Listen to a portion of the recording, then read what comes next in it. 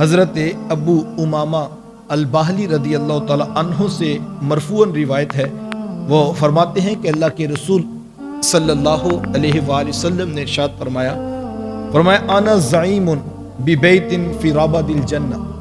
حضور فرماتے ہیں کہ میں اس شخص کو جنت کے اطراف میں گھر کی ضمانت دیتا ہوں۔ کس شخص کو؟ لمن ترک المراء وان کان محقا۔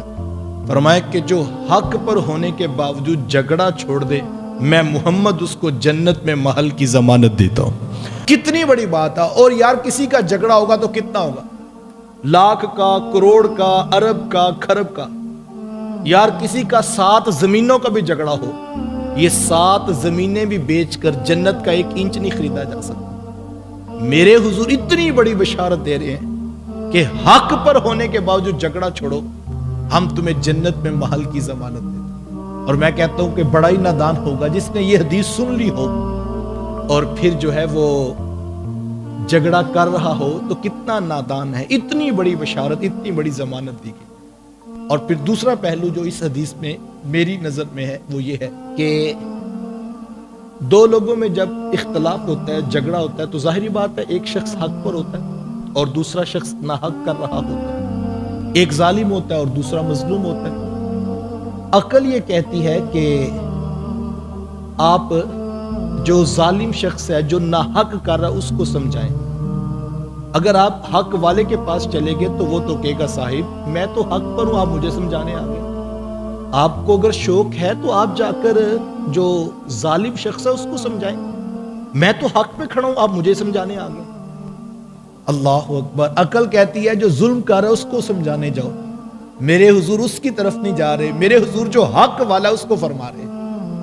تو اس کا دوسرا پہلو اگر ہم غور سے دیکھیں تو شاید یہ بھی لگتا ہے کہ میرے حضور جو ناحق جھگڑا کرنے والا ہے اس سے ناراض ہی اتنے ہیں کہ میرے حضور اس سے بات بھی نہیں کر رہے۔ اس حدیث میں حضور نے اس سے کوئی کلام نہیں کیا، بلکہ جو حق پر ہے اس کو کہا تو جھگڑا چھوڑ دے، ہم تجھے جنت میں محل کی ضمانت دیں۔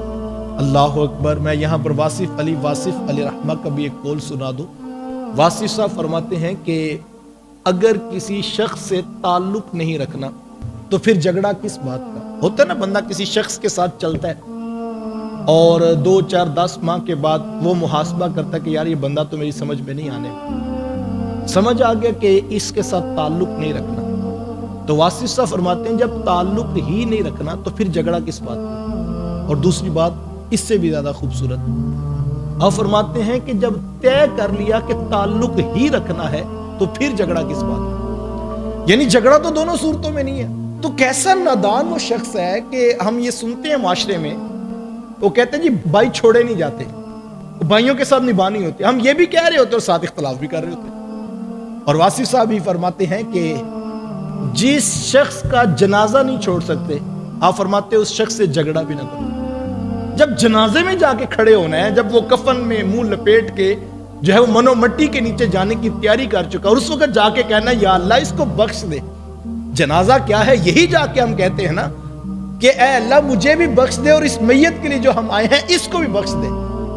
یار جب وہ کفن میں منہ لپیٹ کے بیٹھا ہے اور منو مٹی کے نیچے جا رہا ہے اور اس وقت ہم ہاتھ باندھ کے وضو کر کے قبلہ رخ ہو کے کہہ رہے ہیں مالک اس کو بخش دے، یا جب مرنے کے بعد ہم رب کے آگے منت کر رہے ہیں کہ اس کو معاف کر دے، تو زندہ شخص کو ہم کیوں نہیں معاف کرنے کے لیے تیار؟ اور کاش کہ ہمیں یہ حقیقت سمجھ آ جائے کہ ہم زندہ لوگوں کو معاف کرنے کا حوصلہ پیدا کریں، بعد میں قبروں پہ بیٹھ کر آنکھوں میں آنسو لے کر اور پھول رکھ کر اپنے غم کا اظہار کرنے سے بہتر ہے آج زندہ لوگوں کی قدر کیجئے اور ان سے معذرت کر لیجئے، اختلاف کو ختم کر دیجئے۔ تو فرمایا کہ حق پر ہونے کے باوجود جھگڑا چھوڑ دے، تو فرمایا میں محمد اس شخص کو جنت میں محل کی ضمانت دیتا ہوں۔